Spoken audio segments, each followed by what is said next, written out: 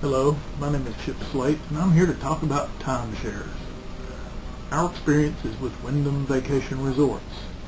I must say that not everyone who is a Wyndham owner is as frustrated as we are. Your results may be different.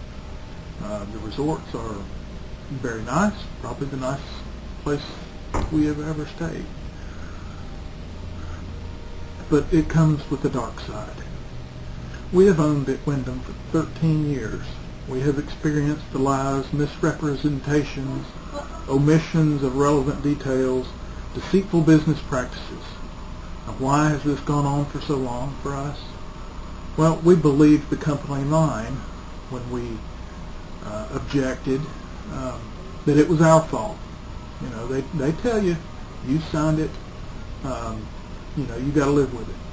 Well, our most recent experience on May 28th of this year inspired us to research the company a little more and the methods used to convince us to buy again or upgrade.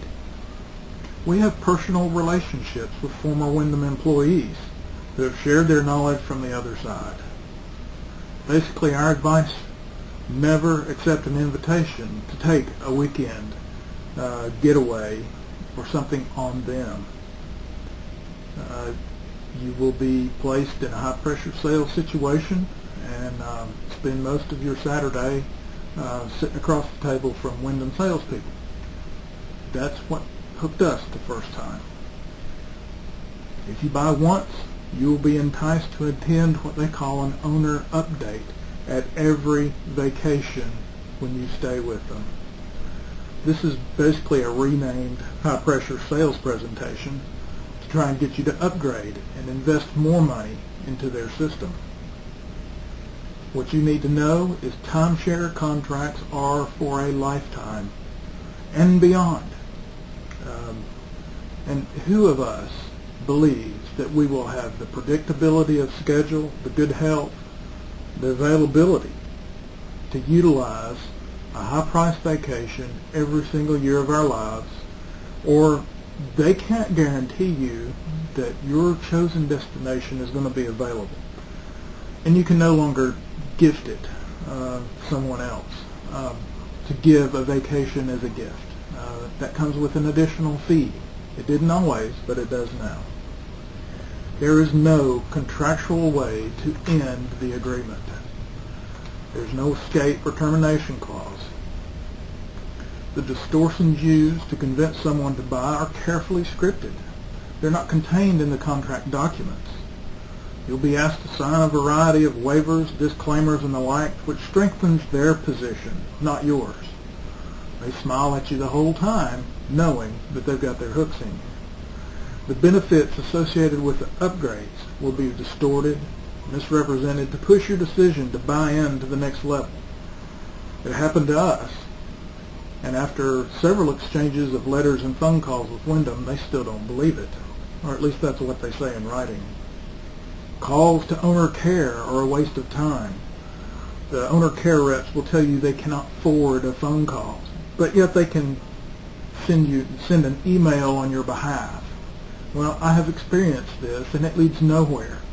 You might get them to give you a name of someone to call back later, but they seldom, if ever, give you a phone number, or an email address. My emails and phone calls were ignored until I exercised the EECD, also known as an executive email carpet bomb, described on a favorite consumer website of mine. I got a phone call the next day. You should also know that the board of Wyndham, or whoever your particular timeshare developer is, can change the program at any time. There's no owner representation other than maybe the homeowners association at your home resort. It's very diluted. Over the years, we've heard several lies. This is quite a list here, but they've all happened to us over the years of our membership. They told us it is real estate, that it will appreciate, that is tax deductible. Well, you may have a deed, but it's not real estate that appreciates in value. Go look on eBay and see what people are trying to sell Wyndham memberships for. They're placed on there for $1 and no bids. They kept us there for 7 hours after telling us it would be a 90-minute presentation. In October of 2006, Mr. Roman Schinken was our salesperson when we bought our second contract, told us that a Waldorf was being built next door to the Bonnet Creek Resort in Florida, which would increase its value. To me, if they're selling an increase in value, that implies that you'll be able to resell it. Well, Wyndham doesn't help you resell, and they don't want any part of buying your timeshare back once you've paid for it. They told us we could rent for a profit. This was at the very first time we bought. Truth is, you can barely cover, or probably can't cover, your maintenance fees by renting. It's a depressed market right now. A good friend of mine rents a 4-bedroom house on the beach for $750 a week. Now, my maintenance fees are way more than that. And if you're a Wyndham owner and you have over 200,000 points probably, your maintenance fees per year are probably way more than that. They told us we could gift vacations for no additional cost.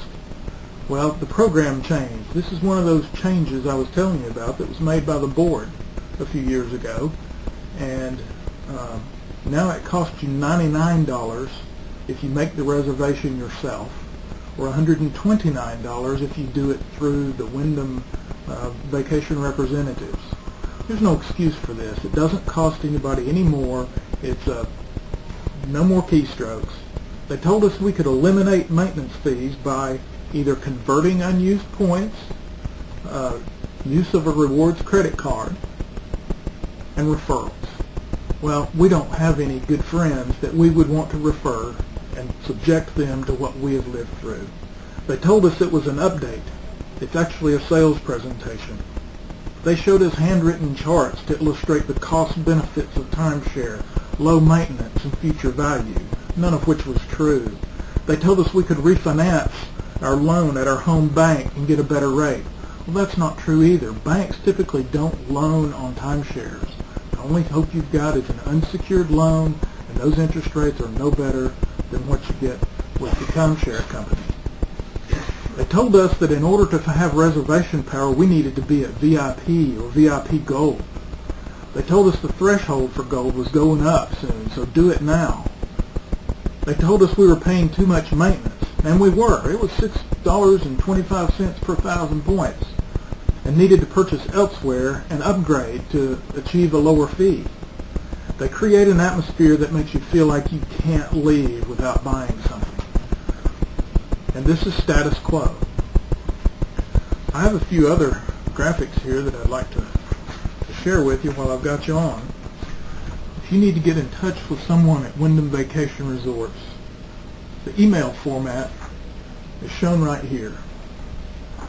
Basically, it's either first name dot last name at either number 1 win.com or number 2 wyndhamvo.com. People that I sent my email carpet bomb to were Franz Hanning, the CEO, Brenda George, Director of Consumer Affairs, Andreas Mosquera, the Manager of Owner Care. I put both emails beside him, both of the suffixes, because I never got a response back from him via phone or email. So I called one day and I asked who his boss is. Somebody gave me the name of this guy, John Monowek.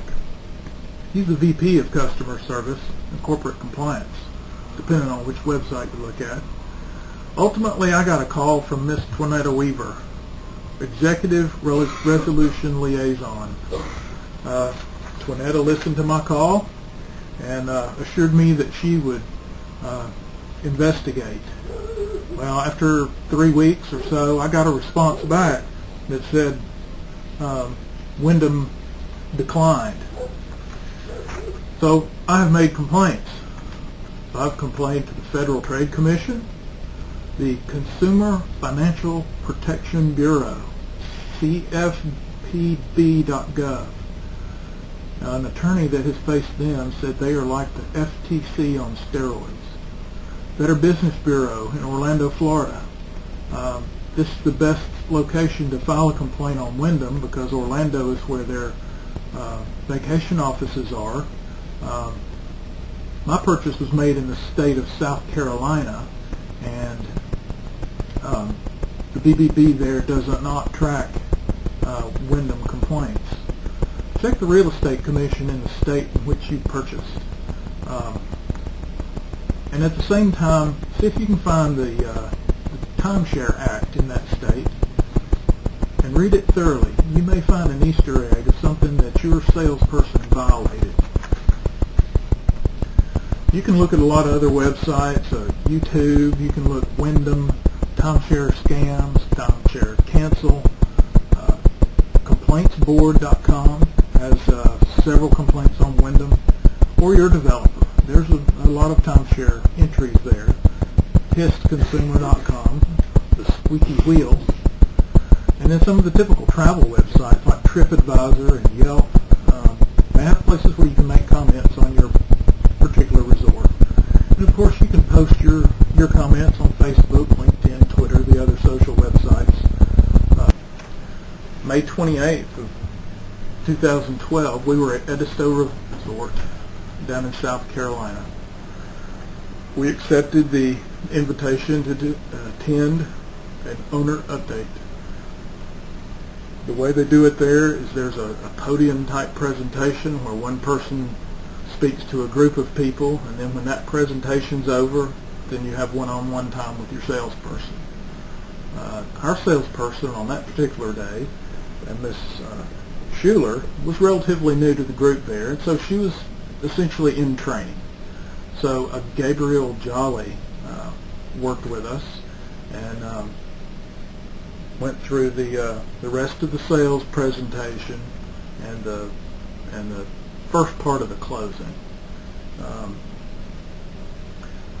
During the podium part of the presentation, Ms. Terry Judy used handwritten charts to illustrate her talking points, and during that time she said that many owners pay no or greatly reduced maintenance fees because they own enough points to convert some of their points to offset most or all of their maintenance fees.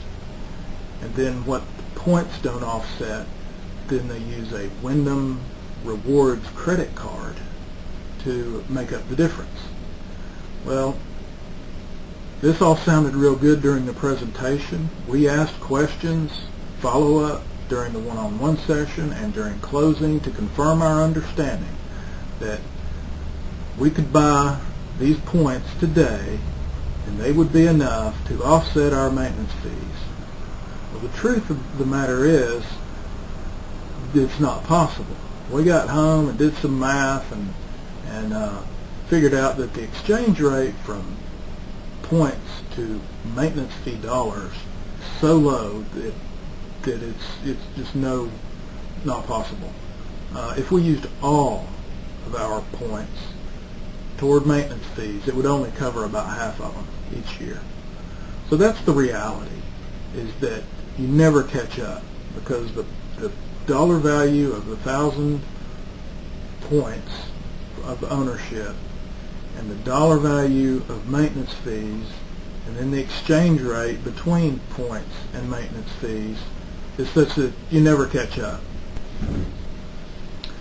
To illustrate the maintenance fees and points and exchange rate, and I've prepared a little graphic here. Basically, your points sell for 140 per thousand. Your contract may vary, but that's about what it goes for. Maintenance fees are assessed at, well, I'm using $450 per thousand. We have seen as high as $6.25 per thousand, and so there's a wide variation possible there. The conversion from points to maintenance is $2.10 per thousand. So as you can see, with the great disparity between what you're charged for maintenance fees and the exchange rate to maintenance dollars, there's no chance you'll ever catch up. And if you have 300,000 points and your maintenance fees are at $450 per thousand, that works out to what did I say here, $1,350 a year. You could rent a pretty decent condo just for what you pay in maintenance fees every year when you get to the VIP level. So, as you can see, more money you spend, more money you waste.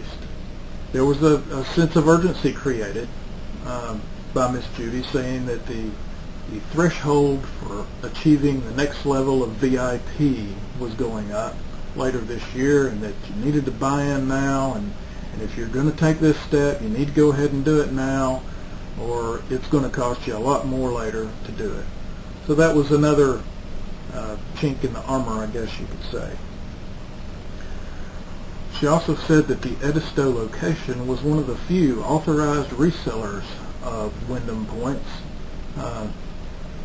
which was said in such a way that made us think that if we wanted to sell, then we could take them back to the Edisto location and transfer our points. Well, truth of the matter is, they ain't buying your points, and so that was a misstatement. During our sales encounter too, Mr. Jolly told us that he had a contract that had some equity from a previous owner. Well, there's really no way to verify that in all the documentation and so forth that they give you.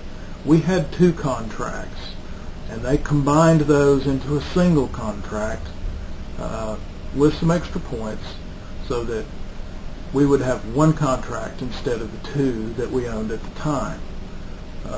We were not happy about how we came to own two contracts, because when we bought the second one, we were told, that guy told us that we were getting a consolidated contract at one location, and that's not what happened. I'll talk more about that one later. But basically what happened to us, though, the misrepresentations induced us to purchase 185,000 points valued at $29,000 plus fees. So basically we were on the hook for nearly 30 grand. While we were going through closing, Mr. Jolly, that I mentioned earlier, stepped out after he had finished with the serving as a notary, and Mr. John Ryan took over with the documentation and sticking papers in front of us to get signatures as rapidly as possible. I asked Mr. Ryan again about the maintenance fees and the conversion from points to maintenance fees, and was I understanding this correctly? And he looked at me and batted his eyes a little bit and said, "Oh, yeah, you can do that." At no time during the closing did he mention or explain the rescission period as required by law. Yes, on the contracts, the rescission period is spelled out, but it was never explained to us how long it is, which in this case was 5 days, or what steps we needed to go through to exercise our rescission rights. So with him being the quality control manager and training a new hire in Ms. Schuler, we felt like he did not live up to his responsibilities as the quality control manager and as the senior member of staff in the room at that time.